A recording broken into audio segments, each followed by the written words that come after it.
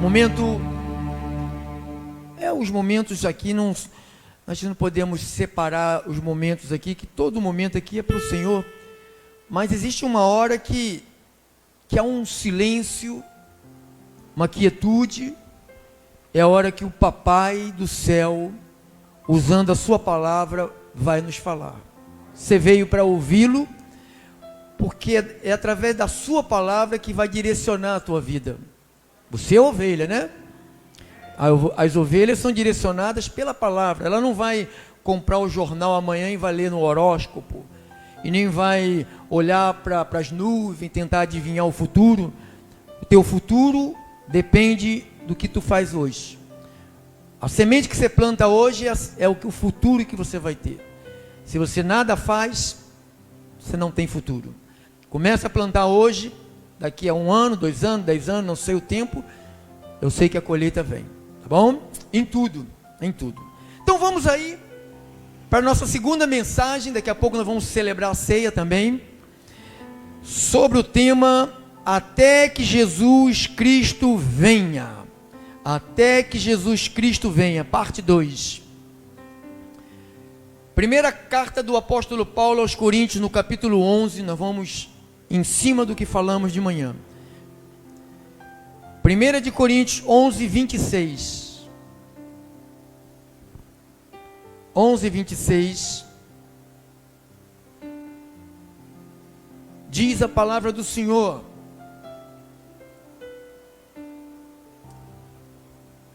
porque todas as vezes que comerdes este pão, ele pega o pão e mostra, este pão, e beberdes o cálice, que ele estava na mão do vinho, vocês estarão anunciais a morte do Senhor. Até quando? Até que ele venha. Vamos orar. Eu te amo, Jesus Cristo. A prova que amamos ao Senhor e amamos ao próximo, ao Senhor principalmente, é fácil conhecer quem ama ao Senhor. Quem ama ao Senhor são aqueles que praticam a palavra do Senhor. Amar ao Senhor não é apenas dizer eu te amo, Senhor, porque Jesus falou: nem todos que me dizem Senhor, Senhor, entrará no reino dos céus, mas aquele que faz a minha vontade, ou seja, aquele que obedece a minha palavra. Meu Deus, eu não quero ser um fingido, nem um hipócrita, que tenha uma cara aqui e uma outra cara lá fora. Eu não quero me aparentar ser espiritual e a minha vida no dia a dia é uma vida mundana. Eu não quero isto. Eu não quero, não preciso disso. A minha vida está nua perante o meu Deus. Estou sempre diante do meu Deus. Não só eu, mas todos os teus filhos, todas as tuas ovelhas estão sempre diante de ti, meu Deus. Fala-nos, Senhor. É a tua palavra, é o teu decreto, é a tua ordem, é os teus princípios, é a tua doutrina.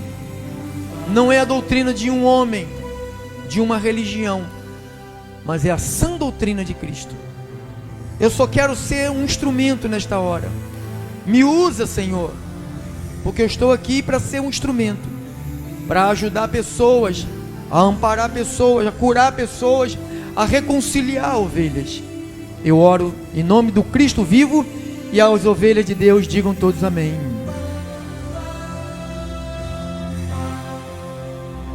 Você pode aplaudir Jesus Cristo? Pode?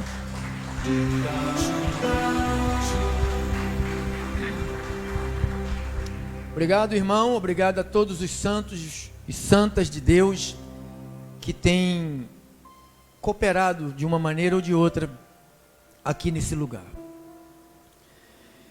Hoje nós vamos ter a ceia do Senhor daqui a pouco. algumas igrejas chamam de Santa Ceia. A Bíblia não diz que é Santa Ceia, a Bíblia diz que é a ceia do Senhor. Então, se a Bíblia não diz que é Santa Ceia, eu prefiro ficar com o que a Bíblia diz. A Bíblia chama da ceia do Senhor que os santos participam. Santa não é a ceia, santo são os que participam da ceia. E quando a Bíblia fala de santos, ela não está dizendo, ela não está olhando para alguém e dizer, essa pessoa não erra e ela é considerada o santo. Não existe ninguém que não erre. Se eu fizer uma pesquisa aqui dentro, começando por mim, até o último que está lá fora, todos que são honestos diante de Deus, vão levantar a mão dizendo, eu, esta semana, errei. Isto se chama transparência diante de Deus. O apóstolo Paulo, ele disse, no versículo 26, o qual nós lemos, ele disse, fazei isto até que ele venha. Eu coloquei o tema, até que Jesus Cristo venha. Então, o que é para se fazer até que ele venha? Isto que nós vamos celebrar daqui a pouco, que é a ceia do Senhor. A ceia do Senhor tem como importância para a vida cristã da igreja, como tinha a Páscoa para os judeus. Deus, quando tira o povo de Israel do Egito, ele institui a Páscoa. Você quer ver? Veja, acho que está em Marcos 14, 23 ao 25. Marcos 14.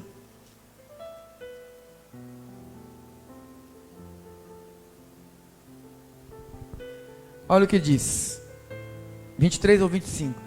Seguiu, tomou Jesus um cálice, tendo dado graças, deu aos seus discípulos, e todos beberam dele. Então ele disse, isto é o meu sangue, o sangue da nova aliança, derramado em favor de quantos? Quantos? Quando Jesus morre, a tradição diz que Jesus morreu pelo mundo inteiro, mas a Bíblia não diz que Jesus morreu pelo mundo. A Bíblia diz que Jesus derramou o seu sangue em favor de quantos? A gente tem que acreditar no que está escrito, não no que dizem aí fora. Está escrito que Jesus morreu em favor de muitos. Em verdade vos digo que jamais beberei do fruto da videira, até aquele dia em que hei de beber novo no reino de Deus. Então Jesus promete nesta ceia, falou assim, olha, essa é a última ceia que eu vou participar com vocês. Eu vou participar e eu vou sumir daqui. Eu vou para a cidade celestial. Eu vou para o céu. Eu vou para a pátria celestial. Eu vou para o terceiro céu. Eu vou para a tua casa, onde quando você sair daqui, que você também vai. Então eu não vou mais ter esse momento com vocês. Ele diz, até aquele dia que hei de beber. Então ele fala que vai chegar um tempo que ele vai ter aquele momento que ele teve com os discípulos, de pegar o pão e o cálice e festejar de novo. Em Mateus capítulo 26.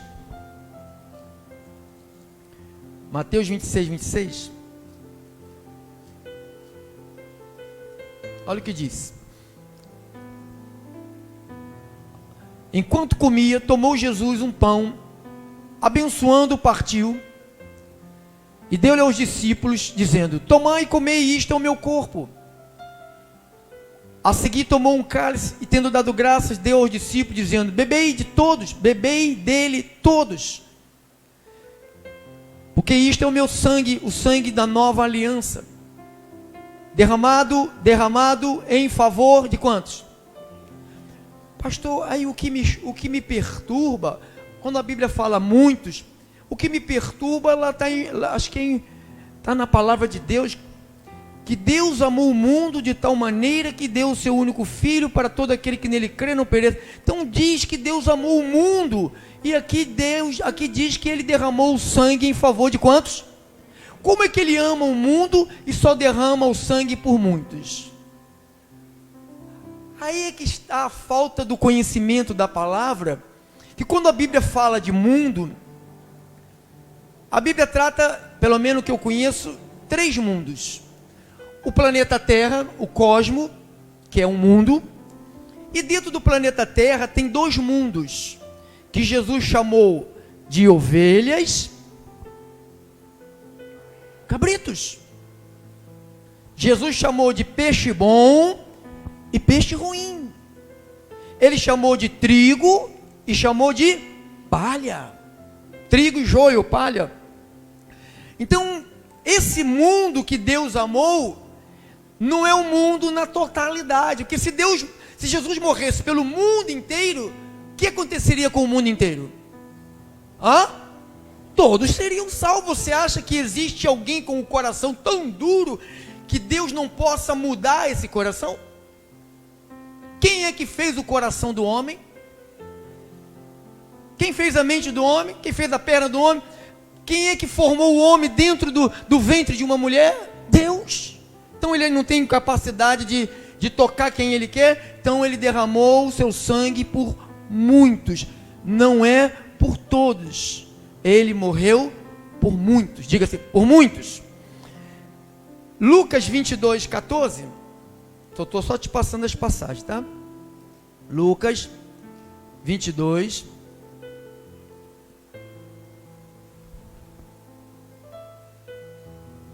chegando a hora, pôs-se Jesus à mesa, com ele os apóstolos, e disse-lhe: tenho desejado ansiosamente comer convosco esta Páscoa, antes do meu sofrimento.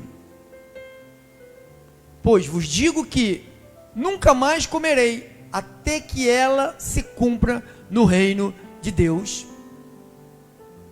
Tomando um cálice, aí que entra a instituição da ceia do Senhor. Tomando um cálice, havendo dado graças, disse: recebei e reparti entre vós. Porque a Páscoa, ele celebrou a Páscoa era feita, se você for lá no livro de Levítico, de Êxodo, você vai ver como era feita a Páscoa. A Páscoa era feita com carne assada, ervas amargas. Por que as ervas amargas? Aquela erva simbolizava os 400 e poucos anos que o povo viveu de amargura no deserto, lá no Egito. Então, todas as vezes que os judeus comemoram a Páscoa, eles comemoram até o dia de hoje, eles comem, eles fazem um chá com essa erva e comem essa erva, bota na comida, aquilo é amargo. Então eles têm que comer, sabe, sentir o amargo para eles lembrarem do tempo que os seus antepassados, não foram esses de hoje, os seus antepassados viveram no sofrimento. Então a ceia, para a igreja, a ceia substitui a Páscoa judaica. Então existe uma forma de nós vivenciarmos a chegada da nova aliança e a forma de vivenciarmos o sacrifício de Cristo, que é através da ceia do Senhor, que não é Santa Ceia, é a ceia do Senhor. Muitas igrejas dizem que é Santa Ceia. Santo são quem participa da ceia. Amém? E santo não é aquele que não erra. Santo é aquele que Deus chama. A palavra santo quer dizer separado. Se você for no original, no grego, toda palavra, se você tem um dicionário ou telefone, no Google, você digita lá, santo, a palavra santo no grego, aí vai te dizer, alguém que foi separado. Então Deus separa, aquele que Deus separa, Ele chama de santo. Você não é santo porque você parou de errar. Quem é que parou de errar? Levanta a mão. Deixa eu contar aqui. Não tem não, né? Sim. Se você estivesse em outro lugar, um monte de gente levantaria a mão. Que eles garantem que eles são melhores do que os outros. E você vai perguntar, pastor, o senhor também erra? E como erro? Erro a beça. Eu erro mesmo. Qual os erros que o senhor comete? Vá cuidar da sua vida. Eu procuro saber o teu? Procuro? O meu é entre eu e quem? E o teu? Então vá cuidar da sua vida. Vou usar a Bíblia para ser mais educado. Timóteo, Paulo falou a Timóteo: cuida de ti e cuida da doutrina. Está escrito isso, tá bom? Volte lá, minha irmã abençoada, para Coríntios 11, 26. A gente tem um relógio aqui que a gente tem que deixar ele guiar, né? 11, 26. 1 de Coríntios, 2 de Coríntios, 1 de Coríntios 11, 26. Ah lá. Todas as vezes, porque todas as vezes que comerdes este pão e beberdes o cálice, anunciais o quê? A morte do Senhor até quando, irmãos? Então, quando você pega o pão e o cálice, você está anunciando o quê? O que a morte de Cristo trouxe? O que a morte dele trouxe? Por exemplo, o apóstolo Pedro disse o seguinte, 1 de Pedro 2, o capítulo é 2, o versículo é 22 ao 25. 1 de Pedro 2, o versículo é 22 ao versículo 25. Olha o que ele disse: o qual não cometeu o quê? Vamos comigo aqui, vem aqui. O qual não cometeu. Está falando de que homem? Como é o nome desse homem aí? Ah, não é Pedro Inácio, não é Antônio, não é Maria, não, né? A qual não cometeu, Pedro está falando dele, nem dolo algum se achou em sua boca, nunca falou fofoca, nunca falou nada de ninguém, nunca blasfemou, não saiu nada de ruim da boca dele. Pedro está falando isso, pois ele, quando ultrajado, não revidava. Quando falavam com ele, ele não respondia. Então se a gente quiser ser igual a ele, você vai sofrer, e você não vai conseguir. Quando você é ultrajado, eu sou ultrajado, às vezes a gente até aguenta alguma dessas coisas, mas ele diz que ele não revidava. É difícil, irmão. É ou não é? Quando você é ultrajado, a primeira, você respira, você não vou falar, mas a pessoa está te provocando, não vou falar. Aí você vai e faz. Porque você não é Deus. Você não é Jesus. Você é um ser humano, como qualquer ser humano, que tem uma carne, que Paulo falou, deixa aqui, depois a gente volta. Lá em Filipenses 3, 20 e 21... Filipenses 3,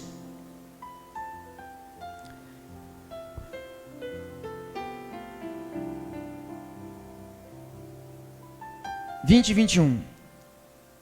Pois a nossa pátria está nos céus, de onde também aguardamos quem? O Salvador. Como é o nome dele, irmão? O Senhor.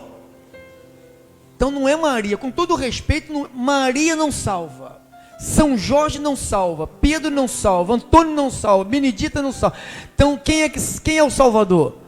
Senhor Jesus Cristo. Então é esse que nós estamos aguardando. Que ele é, diga assim, ele é o Salvador. O que ele vai fazer? Isso nós temos que ter consciência quem somos na nossa natureza carne. Quando ele vier, o qual transformará o nosso quê? Corpo de quê? Então, eu tenho que ter a ideia que o meu corpo, ele batalha para fazer algo comigo. Se você anda na carne, ele vai te humilhar. Sabe aquela pessoa, não quer errar, erra, daqui a pouco fica com aquela cara de cachorro que caiu da mudança. Ah lá, está humilhado. Aí você vai fazer o que com uma pessoa que está humilhado, que deu lugar para a sua carne? A carne é o quê? Corpo de quê? Então a intenção dela é todo momento, ela trabalha para me humilhar. Ou seja, se eu dou lugar para ela, se eu deixo ela falar, eu vou ficar humilhado. Pô, aí, você é fofoqueiro pra caramba, hein? Pronto, já está humilhado. Olha, não, pô, contei um negócio para você, você já contou para o mundo inteiro. Puxa, que boca grande você tem. Humilhado. Cara, te prestei o dinheiro, você falou que ia me pagar semana passada, não me pagou. Está humilhado. Olha, você comprou um negócio aqui, o credor está na tua porta e você não paga, que seu cara de pau diz que é crente. Está humilhado.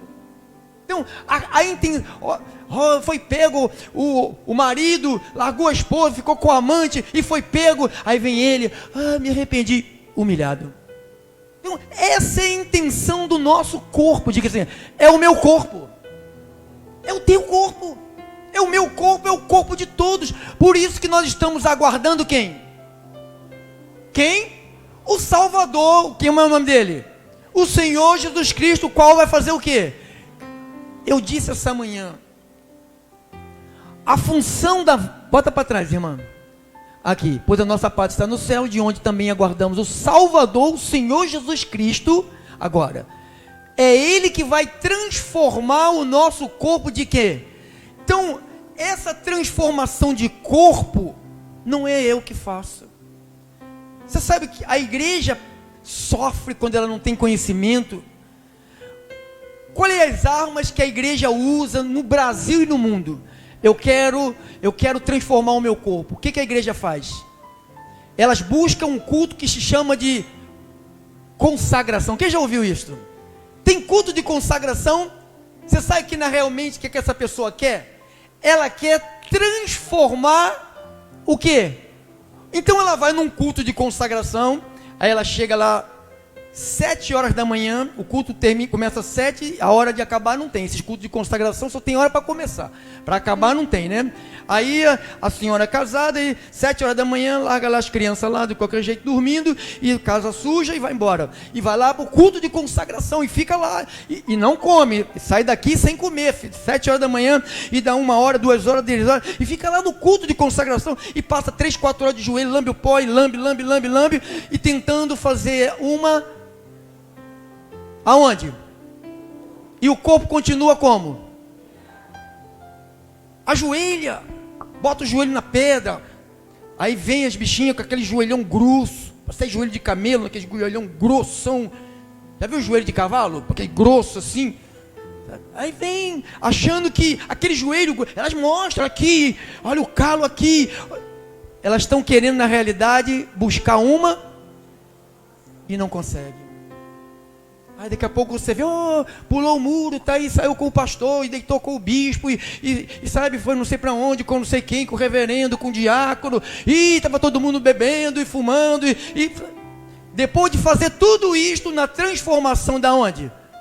Do corpo, irmãos, só Jesus vai transformar o teu corpo, irmão. Pastor, então o que eu estou fazendo aqui na igreja, congregando? Nós estamos aqui transformando a nossa mente. Nós estamos recebendo a informação da verdade. Paulo falou aos Romanos, capítulo 12, 1 e 2. Olha lá, Romanos 1 e 2. Rogo, pois, irmãos, pela misericórdia de Deus, que apresentei o vosso corpo sacrifício vivo, santo e agradável a Deus, que é o vosso culto racional. E não vos conformeis com este século, mas transformai-vos pela renovação da onde? Então, como é que eu transformo? Através do conhecimento. Mas eu não mudo a natureza. Eu posso ter a maior informação da Bíblia. Esse corpo aqui vai continuar encrenqueiro. Essa carninha aqui, ela é péssima. Você sabe como é a tua? Sabe ou não sabe? Claro que você sabe. Quem mais conhece você? Você? Então, a transformação não é do corpo, diga assim, é da mente. Transformai-vos pela renovação da vossa mente. Para quê? Quando se transforma a mente, se experimenta, para que experimenteis qual seja a boa, agradável e perfeita vontade de Deus. Então você experimenta isto quando você recebe a transformação aqui. Por exemplo, muitos antes de conhecer o Evangelho da Graça tinham medo do diabo que se pelava. Não podia passar numa encruzilhada, se vê algum despacho na encruzilhada ali, atravessar para o outro lado e sair se benzendo, batendo na madeira. Com medo. Hoje, você sabe que quem está contigo é maior do que aquele que está ali. Você tinha um medo de alguém que falasse que ia jogar uma macumba em você, jogar. Quantos crentes me ligam dizendo, minha vida se arruinou, desde o dia que jogaram uma praga em cima de mim. Você vivia assim com medo de praga. No dia que você aprendeu que aquele que está em tua vida é maior do que tudo, acabou esse medo. Por quê? O que foi renovado? Diga, a minha mente. E o teu corpo? Continua sendo o corpo de humilhação. Filipenses 3, bota lá, irmã, para a gente passar para diante que a gente vai terminar. 3:21.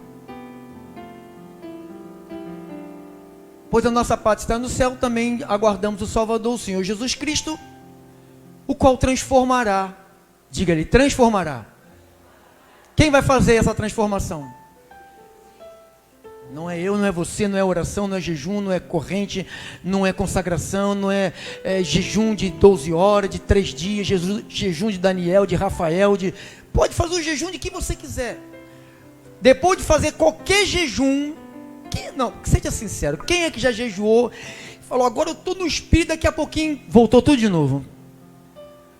Aí você fala, que coisa feia. Vai acontecer isso, não é só contigo, irmão. Para você ter uma ideia, eu estou aqui todo suado, todo molhado. Eu saía do culto, do jeito que eu estou aqui, graças a Deus que eu era solteiro nessa época, suado, de terno. Eu só tirava o sapato para dormir, porque diziam que a roupa suada de um culto está cheia de poder. E diziam, se você dorme de short ou de, como é que é, samba canção lá, Jesus volta, você fica. E para tomar banho, graças a Deus que eu era solteiro, era uma rapidez mais do que o flash, meu irmão. Porque se Jesus me pega nu, eles me ensinaram que Jesus me pegasse nu, eu ficava. Então, você vê, irmãos, como que a falta do conhecimento destrói uma pessoa. Você está rindo, você também era assim. Você também funcionava, você está rindo de você mesmo, né? Está rindo de você mesmo. Você também era assim, cheio de medo, cheio de trauma, cheio de, sabe, suado, eu querendo me consagrar, eu orava e botava a testa no chão, ficava com a testa, saía levantar com a testa verde, passava a mão, doía, eu falei, é assim, aí o pastor fala, é assim que Deus gosta, sacrifício, aí você vai ser transformado, você sabe, acabei desviando, voltei a fumar maconha, voltei a beber cachaça, voltei a pular muro, e eu falei, não adiantou nada, porque o meu corpo continuou um corpo de humilhação. Então, essa inteligência que nós temos que ter. Quando Paulo escreveu aos Coríntios, em 1 de Coríntios 11, 24, sobre a ceia do Senhor, 5 minutos, terminamos.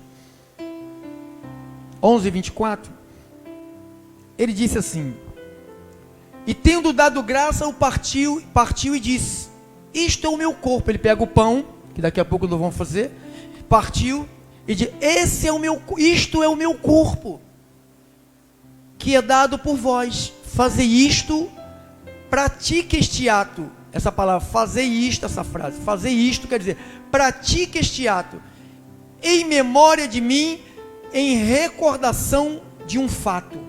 Então o que Jesus quer que a gente lembre quando nós celebramos a ceia do Senhor? Quero que você vá comigo na carta do apóstolo Paulo aos Colossenses, capítulo 2, 13, 14 e 15. Colossenses, capítulo 2, 13, 14 e 15. Olha o que diz.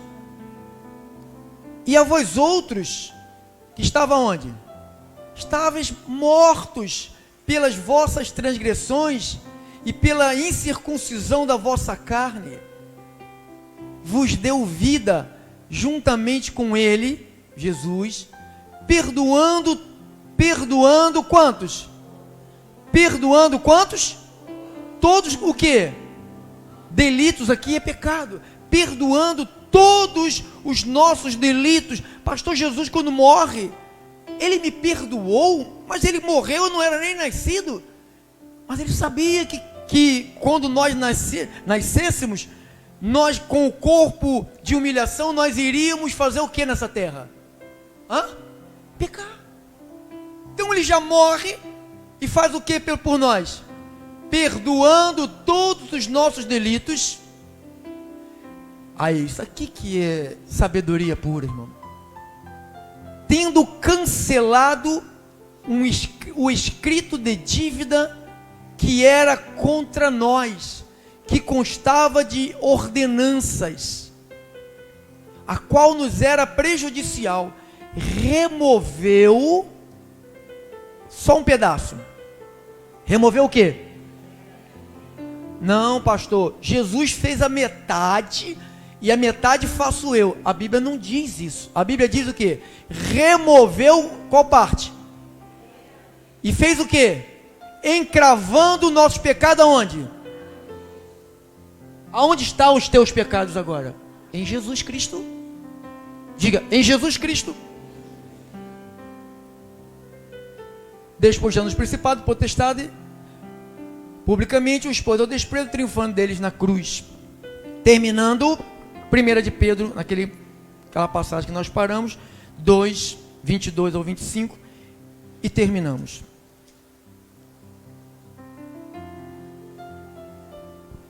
(22 ao 25). O qual não cometeu pecado, Cristo, nem dolo algum se achou em sua boca. Pois ele, quando ultrajado, não revidava, como com o traje. Quando maltratado, não fazia ameaças, mas entregava-se àquele que julga retamente, carregando ele mesmo em seu corpo sobre o madeiro os nossos pecados, para que nós, mortos para os pecados, vivamos para a justiça. Por suas chagas fostes sarados, porque estavas desgarrados. Como nós estávamos? Desgarrados como ovelhas. Agora, porém, vos convertestes ao pastor Pedro, ao pastor e bispo, da onde? Quem é ele? Jesus Cristo. Então, o pastor e o bispo da nossa alma é Jesus Cristo. E nós nos convertemos. Então diz que nós, para trás um pouquinho, ovelha aqui. Porque estáveis desgarrados como ovelhas. Agora, porém, pastor, como é que Pedro soube disso, que nós, mesmo fora do aprisco, éramos ovelha? Porque lá em Isaías 53:6, uma profecia que foi dada pelo profeta Isaías, mais de 720 anos antes do cumprimento da profecia. Olha o que o profeta Isaías disse: todos nós, diga assim, todos nós andávamos como? Desgarrados como ovelhas. Como é que vivíamos? Cada um se desviava pelo caminho, mas o Senhor fez cair sobre ele quem? Jesus, a iniquidade de todos nós. Ele foi oprimido, ele foi humilhado, mas não abriu a boca. Pedro falou isto: como o cordeiro foi levado ao matadouro, e como ovelha muda perante os seus tosqueadores, ele não abriu a boca. Porque por juízo opressor foi arrebatado de sua linhagem, quem dela cogitou? Porquanto foi cortado da terra dos viventes, por causa da transgressão, de quem?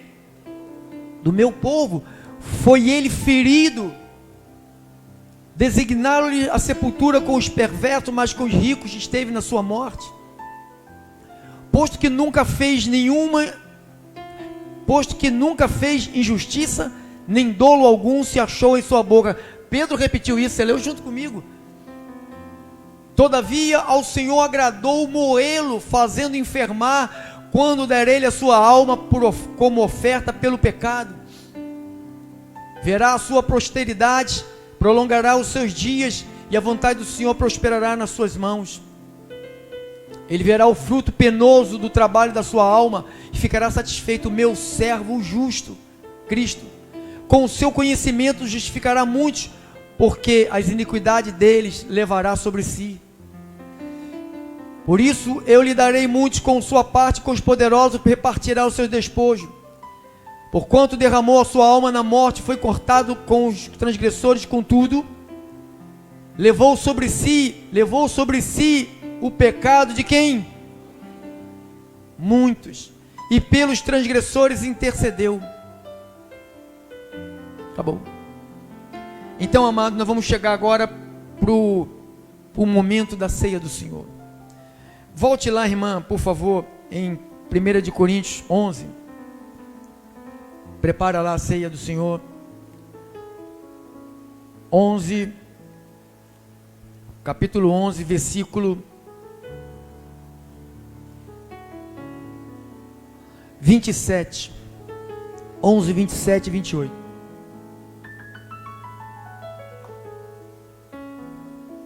Olha o que ele disse lá.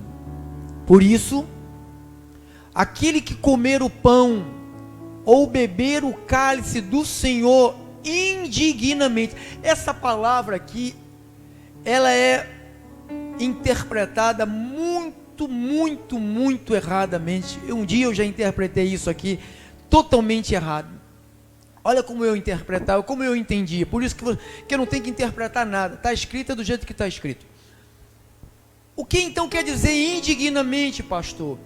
Eu sei que Paulo não está falando, pois aquele que comer o pão ou beber o cálice do Senhor em pecado, ele não está falando de pecado, ele está falando de uma palavra indignamente, ou seja, quem é que não pode participar da ceia? Você chega aqui, você não congrega, você tem a sua vida aí você tem visita à igreja, você não tem comunhão com igreja nenhuma, com ministério nenhum, você vem, só porque está servindo, você vai e pega o pão, e pega o cálice, come.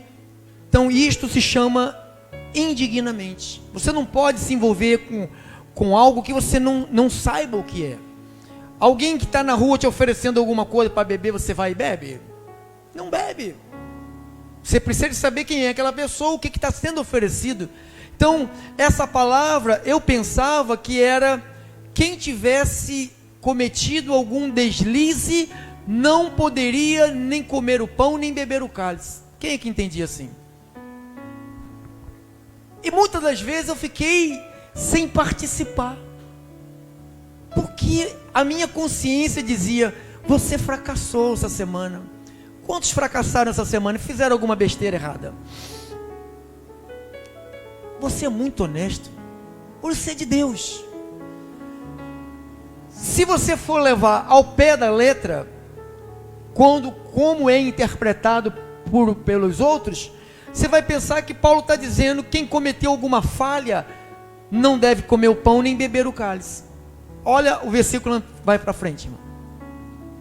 Será réu do corpo do sangue do Senhor. Examine-se, pois, o homem. A quem? Quem é que examina aqui, irmão? Eu posso examinar você? Quem é que tem que examinar você? Quem é que tem que me examinar? Olha o que Paulo está dizendo. Examine-se, pois, o homem a si mesmo. Pastor, mas eu errei. Olha o que ele vai dizer. Eu digo, Senhor, eu errei essa semana. Olha o que ele vai dizer para mim. E assim, coma do pão. Porque se eu for entender que só pode participar da ceia do Senhor quem não errou, quem vai participar aqui hoje? Então não vai existir ceia. Numa igreja honesta, não vai ter ceia. como o Ministério Restituição é um ministério de honestos, de gente que conhece a sua natureza, sabe que fracassou, errou o alvo, fracassou. O que é que eu tenho que fazer? Corrige, levanta e anda. Não vai ficar chorando, minguando porque você errou. Então diz que você se examina a si mesmo, não é o pastor. Você sabe que nas igrejas, o pastor que é o santo da igreja.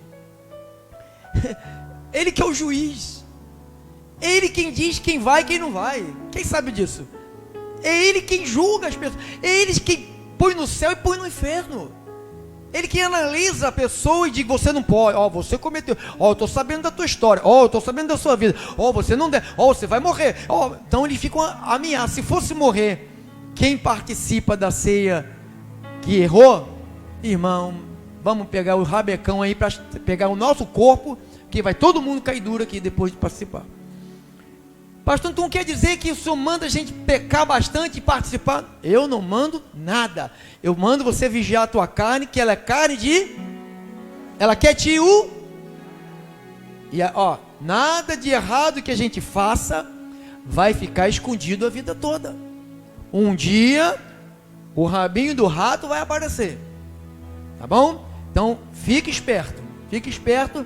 Não fica brincando porque Deus perdoa e eu vou viver a minha vida inteira fazendo a mesma burrice. A Bíblia diz em Hebreus 12, diz que Deus corrige, Deus disciplina e Deus açoita. Deus tem um tratamento com os filhos, tá bom? Assim disse a palavra do Senhor, assim disse o Senhor, esta é a vontade do Senhor. Isto, vamos servir aí. Vamos, vai cantando, irmão.